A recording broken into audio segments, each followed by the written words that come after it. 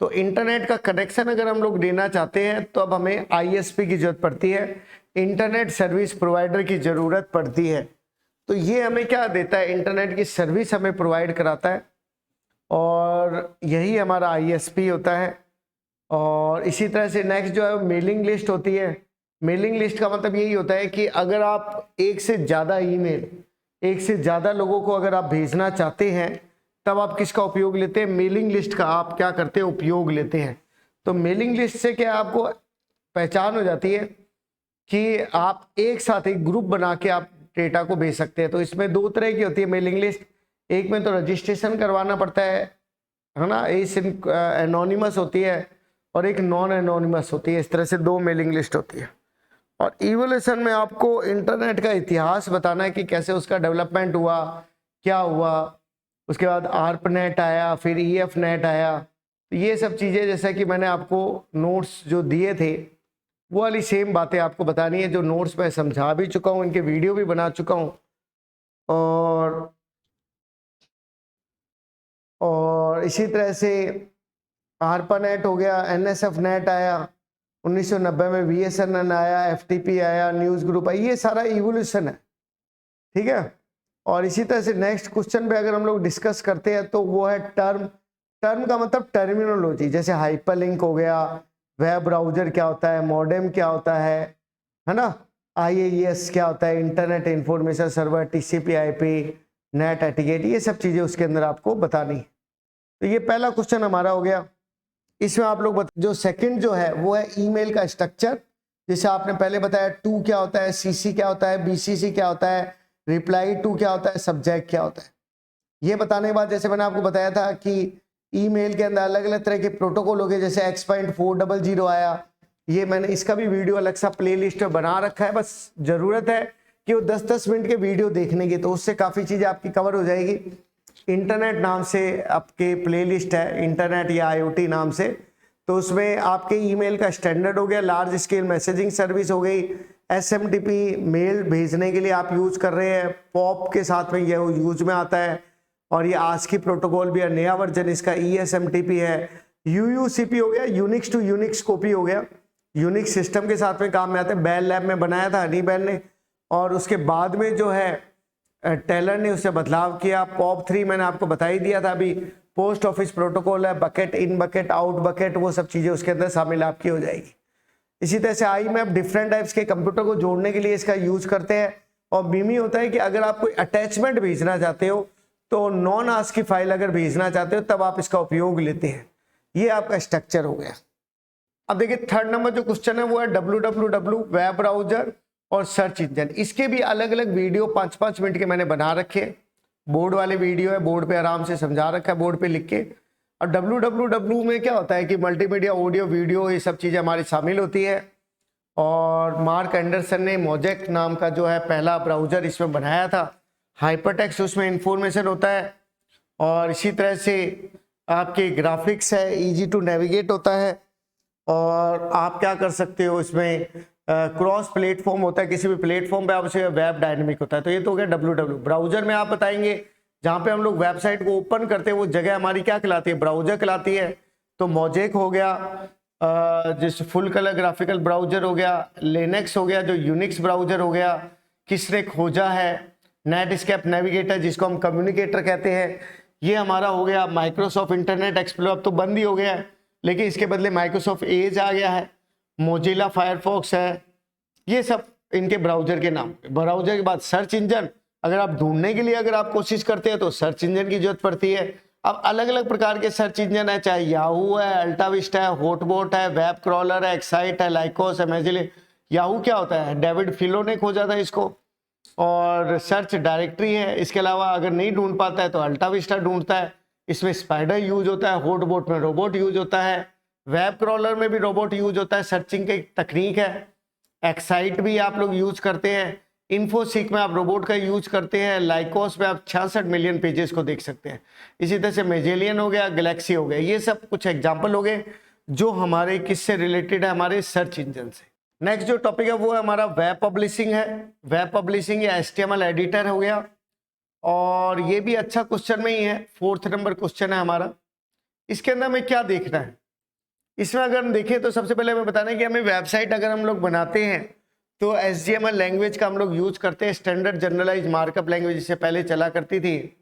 Connectionless, connection oriented, थोड़ा protocol के बारे में बताते हैं, जैसे HTTP हो गया, FTP हो गया, और मतलब जो मैं आपको बता रहा हूँ वही आपको तैयार करना है। क्वेश्चन नंबर और पेज नंबर आप ढंग से इस वीडियो को देख लीजिएगा, और हो सके तो फिर मेरी प्ले लिस्ट में से वो टॉपिक ढूंढ के एक बार और देख लीजिए, तो याद करने की आपको जरूरत नहीं पड़ेगी। इसी तरह से पब्लिशिंग टूल फिर आप लोग बताएंगे। पब्लिशिंग टूल में जैसे नेटस्केप नेविगेटर गोल्ड हो गया, ये विजुअल एडिटिंग है, ये वेब पब्लिशिंग में यूज में आता है। और इसी तरह से insert property, paragraph formatting tool पाया जाता है। मैक्रोमीडिया क्या होता है, जो WISI WIG की तरह काम करता है, और इसी तरह से आपके पॉइंट और क्लिक का यूज करता है, डायनेमिक रूप से मल्टीमीडिया डेटाबेस को कनेक्ट करवाता है। और एडोब पेज मेल हो गया आपका, और इसी तरह से आपके ब्राउजर मोड भी होता है, एडिट मोड होता है। ब्राउजर मोड में आप केवल देखने का काम करते हैं और एडिट मोड में बदलाव कर सकते हैं। ऐसे बेसिक सी थोड़ी सी बातें आप समझ के रख ले, क्योंकि इतना मैटर तो पॉइंट टू पॉइंट आपको याद होगा नहीं। साइट मिल में परफेक्ट चॉइस देता है। होटडॉग हो गया जो HTML डॉक्यूमेंट के लिए यूज आता है, मल्टीपल डॉक्यूमेंट ओपन कर सकता है। एडवांस करेक्शन सिस्टम इससे पाए जाते हैं। होट मैटर सॉफ्टवेयर ने बनाया था। थोड़ा अगर आपको जल्दी लग रहा हो तो वही सेम बात मैं कहूंगा कि वीडियो आप देखिए, मेरी प्ले लिस्ट है पूरी IoT नाम से। गो लाइव हो गया, वेब एडिट हो गया, और ड्रीम वीवर हो गया। तो ये हमारे सारी सुविधाएं हैं। ड्रीम वीवर जैसे E-कॉमर्स और E-बिजनेस में यूज होता है। इससे पहले वाला मल्टीपल डॉक्यूमेंट को ओपन कर सकता है। तो ये हमारा एक क्वेश्चन खत्म हुआ, वेब पब्लिशिंग, और जिसको हम लोग क्या बोल रहे हैं, वेब टूल्स या HTML editor tools. Next HTML के क्वेश्चन है जिसमें इमेज और लिस्ट, ये दो ऑप्शन बढ़िया ऑप्शन है। तो इमेज और लिस्ट है, और फॉर्म और टेबल है। तो ये अगर हम लोग बात करें तो ये तो हमारा HTML हो गया, HTML के नोट्स हो गए। इसमें आपको जो है पैराग्राफ हो गया, ये पैराग्राफ के लिए हो गया, ये छोटे क्वेश्चन के लिए हो गया, जैसे स्पैन हो गया, ये एक छोटा क्वेश्चन है आपका जो कलर देता है किसी भी टेक्स्ट के लिए, है ना। और पैराग्राफ हो गया, किसी पैराग्राफ पे अगर आप अप्लाई करना चाहते हो, डिफरेंट टाइप्स के एट्रीब्यूट उसमें देना चाहते हो, ब्लॉक लेवल का एक एलिमेंट है, तो पैराग्राफ हो गया, लेफ्ट सेंटर राइट हो गया। ये फॉर्मेटिंग टैग नाम से आपके क्वेश्चन दे रखा है, उसके बारे में हो गया। ये हो गया इमेज। इमेज पे मैं क्यों ध्यान दिलवा रहा हूँ ज़्यादा, क्योंकि इमेज जो है ये हमारा टॉपिक दे रखा है। तो जो हमारा टॉपिक दे रखा है, जहां मैं स्क्रीन को रोक रहा हूं, जहां मैं वीडियो को रोक रहा हूं, वो आपको पढ़ना है। बाकी थोड़ा थोड़ा बता रहा हूं, थोड़ा थोड़ा देखना है। और थोड़े आप छोटे बच्चे तो हो नहीं कि यहाँ पे आपके क्वेश्चन का नाम लिखा हुआ है स्पैन, डिव, प्री, पैराग्राफ, तो आप ढूंढ के उस अक्षर को नहीं मिला सकते। अगर यही नहीं कर सकते तो फिर BCA के बदले आप BA करो, आप आर्ट्स की डिग्री लो, ज़्यादा बढ़िया रहेगी। इमेज टैग क्या होता है? इमेज टैग होता है कि अगर आप कोई इमेज को वेब पेज पे अगर आप दिखाना चाहते हैं तो आप इसका यूज करते हैं। इसमें SRC के द्वारा इमेज का पाथ आप दिखा सकते हैं। ALT के द्वारा अगर इमेज डिस्प्ले नहीं होती है तो मैसेज दिखाने का काम करेगा, ये विड्थ बदलने का काम करेगा, ये हाइट। हाइपरलिंक है, छोटे क्वेश्चन में दे रखा है मैंने, जैसे एक पेज से दूसरे पेज पे जाने के लिए हम लोग इसका यूज करते हैं। डिव टैग मैंने छोटे क्वेश्चन में दे रखा है, तो डिविजनल टैग होता है, इसमें आप इमेज, हेडर, फुटर दे सकते हो। और div tag block level tag भी है, जेनरिक कंटेनर भी है आपका, सुनेंगे तो याद हो जाएगा। ब्लॉक लेवल भी टैग है, आप नई लाइन पे इसको अप्लाई कर सकते हैं। डिव और स्पैन में यही फर्क होता है कि डिव ब्लॉक होता है और इनलाइन होता है स्पैन, और ये सब बातें आ जाएगी। इसी तरह से नेक्स्ट जो क्वेश्चन की अगर बात करें तो इमेज के साथ क्या है, लिस्ट। इमेज तो हो गई, अब हम लिस्ट की बात करते हैं। लिस्ट में अगर पूछा जाए पेपर में बड़ा क्वेश्चन, तो अब आप कहेंगे कि लिस्ट में 3 प्रकार की लिस्ट होती है। बुलेटेड लिस्ट होती है, एक नंबर लिस्ट होती है, और एक डेफिनेशन लिस्ट होती है। बुलेटेड लिस्ट में अगर बात करें तो इसमें अनऑर्डर लिस्ट हो गई, जिसमें डिस्क हो गया, स्क्वायर हो गया, सर्कल हो गया। और नंबर लिस्ट की अगर हम लोग बात करें तो आप उसमें नंबर लिस्ट में जैसे कि आप OL का यूज करते हैं, उसमें I 1 नंबर के लिए, A लोअर केस के लिए, कैपिटल A अपर केस के लिए, I हो गया डेफिनेशन देने के लिए, डेफिनेशन लिस्ट हो गई, DT हो गया उसके बारे में जानकारी।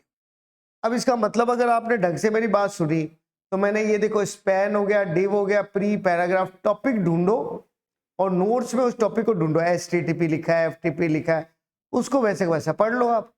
और इसका अगर इजी वे में देखना है तो वीडियो 1 2 4 और देख लो, मेरे देख लो, तो उससे क्या सुनने से ज़्यादा अच्छा याद आपको हो जाएगा। ठीक है, आपको पढ़ने की जरूरत नहीं पड़ेगी और सुनने से ज़्यादा फर्क पड़ेगा। फिर नेक्स्ट है फॉर्म और टेबल। इसका मतलब फॉर्म और टेबल की बात करनी है। टेबल आ ही गया है। टेबल में आपने क्या कहा, टेबल में आपने कहा कि अगर आप कोई समरी देना चाहते हो, टी आर रो के रूप में देना चाहते हो, टी डी कॉलम अगर आप देना चाहते हो, टी एच आप हेडिंग देना चाहते हो, तब आप टी एच का यूज करते हो। कैप्शन अगर देना चाहते हो तो कैप्शन का यूज करते हो। ठीक है, एट्रीब्यूट क्या क्या होते हैं टेबल में, बॉर्डर दे सकते हो, सेल के बीच स्पेस दे सकते हो, सेल और ये डेटा उसके बीच स्पेस दे सकते हो, विड्थ आपका हो गया, अलाइन हो गया, लेफ्ट राइट सेंटर हो गया। और टीडी और टीएच के साथ में भी टैग आप यूज कर सकते हो, जैसे कॉलम स्पेन, दो कॉलम को मिलाना, रो स्पेन, रो को मिलाना, नो रैप, रैपिंग मतलब आगे डेटा बाहर ना निकल जाए, वर्टिकल है, ये आ गया। इसी तरह से फॉर्म वाला क्वेश्चन आ गया हमारे, उसे मेथड होता है, एक्शन होता है, ईएनसी होता है। मेथड में पोस्ट और गेट होता है। पोस्ट में एक साथ सूचना जाती है, गेट में जो है वो 1 by 1 आपकी सूचनाएं जाती हैं। इसी तरह से अगर आप एक्शन लेना चाहते हो तो एक्शन कर सकते हो आप इसके अंदर।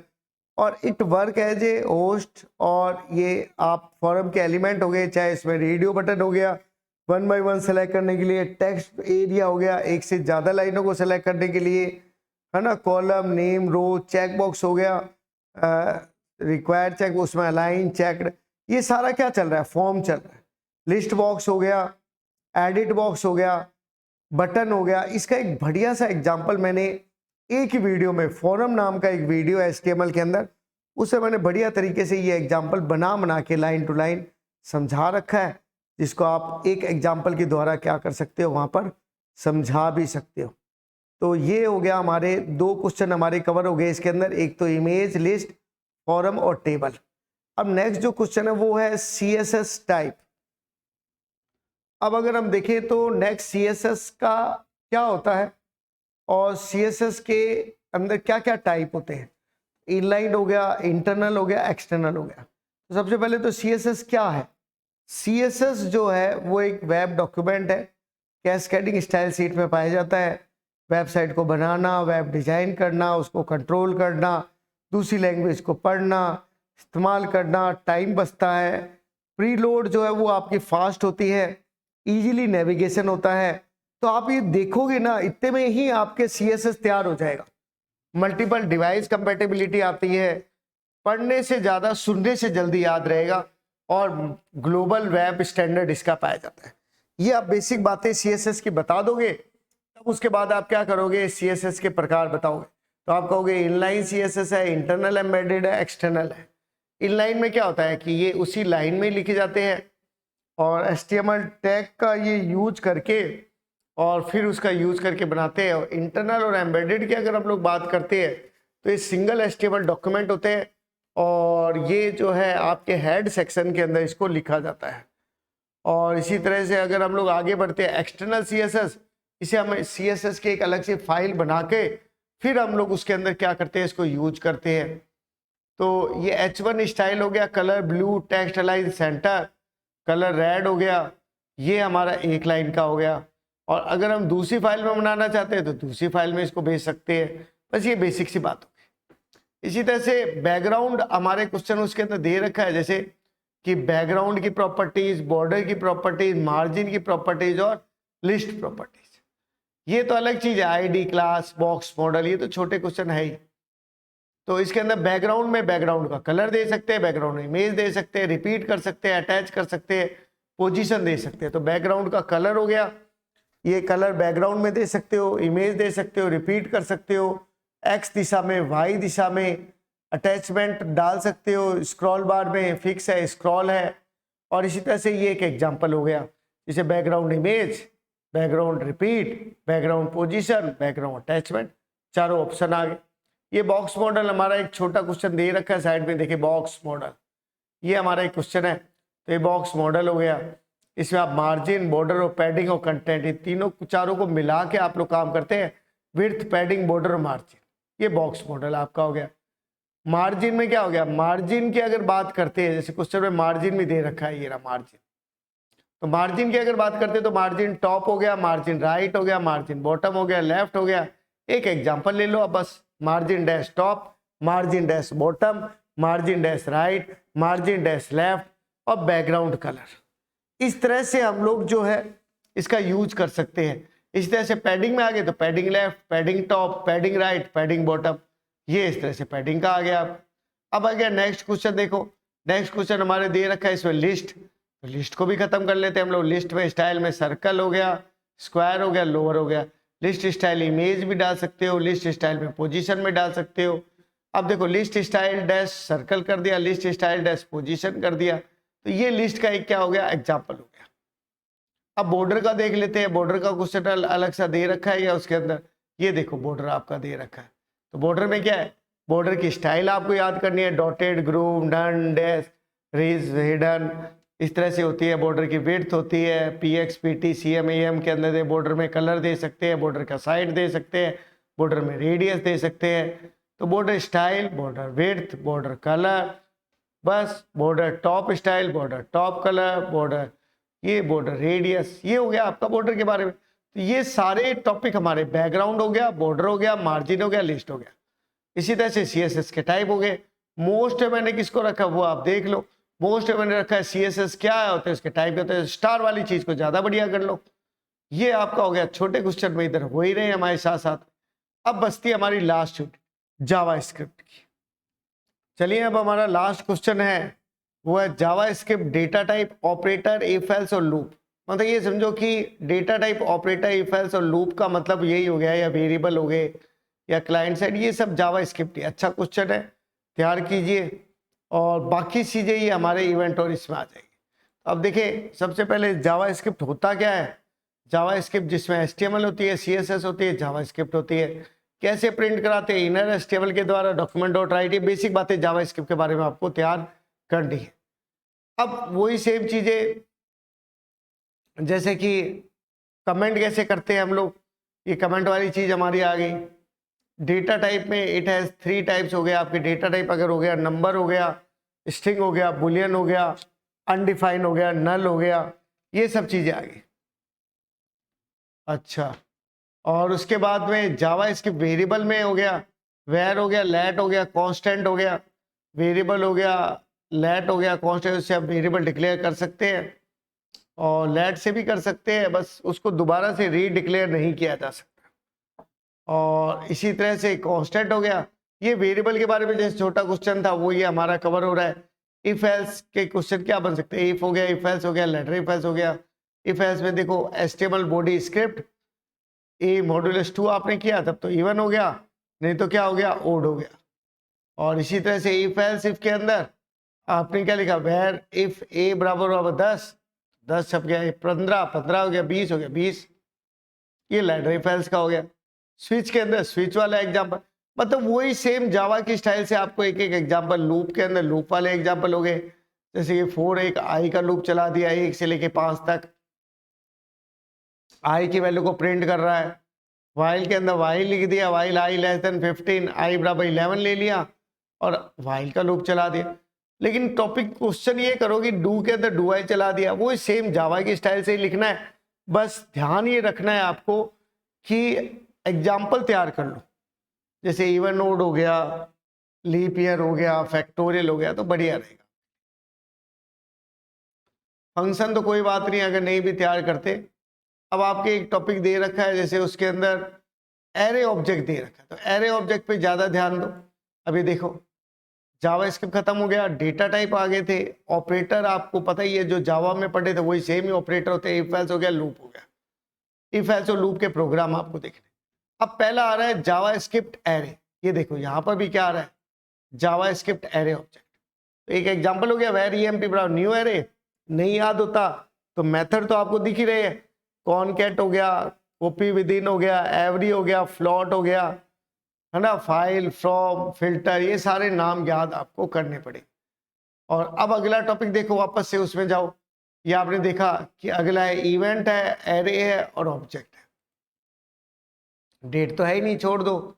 मैथ है क्या उसमें, डेट भी नहीं है, मैथ भी नहीं है, तो मत करो, आगे चलो। उसके बाद में क्या है, इवेंट, इवेंट है, इवेंट में माउस क्लिक हो गया, माउस इवेंट हो गया, on mouse down, on mouse over, on की के लिए की वाले, फॉर्म के लिए on focus, on submit, on blur, अब आगे बढ़ते हैं, नेक्स्ट क्वेश्चन देखिए। देखो इवेंट हो गया, एरे हो गया, अब ऑब्जेक्ट और पॉपअप रह गए। अब ऑब्जेक्ट और पॉपअप में अगर बात करें तो ऑब्जेक्ट की अगर बात करें तो ये विंडो ऑब्जेक्ट हो गया, इसके 3 प्रकार हो गए। ब्राउजर ऑब्जेक्ट मॉडल में विंडो हो गया, लोकेशन बता रहा है, हिस्ट्री बता रहा है। इसी प्रकार से फॉर्म वैलिडेशन है ही नहीं, ये तो किसी में भी टॉपिक में नहीं है हमारे। ये ऑब्जेक्ट क्या हो गए। क्लास क्या होती है, ऑब्जेक्ट क्या होता है, थ्योरी आप देख ले। ऑब्जेक्ट क्या होता है, ऑब्जेक्ट बेस्ड लैंग्वेज यूज होता है, टेम्पलेट की तरह काम करता है, डेटा को एक्सेस कर सकते हैं। इनहेरिटेंस क्या होता है, एक क्लास को दूसरी क्लास से रीयूज करना, जोड़ने का काम करना, ये सारी चीजों से आ जाएगी। पॉलीमॉर्फिज्म, सेम नाम के मेथड का यूज कर। तो थ्योरी आप मेनली देख। अब्स्ट्रक्शन क्या होता है, जनरल कंसेप्ट होते हैं जिसे हम अगली क्लास में रीयूज लेते हैं, ये हमारा अब्स्ट्रक्शन। तो ये हमारे क्वेश्चन थे। इवेंट हो गया, एरे हो गया, ऑब्जेक्ट हो गया। पॉपअप आप थोड़ा सा ये समझ लें कि राइट क्लिक करने पे जो मेनू खुलता है वो हमारा पॉपअप मेनू कहलाता है।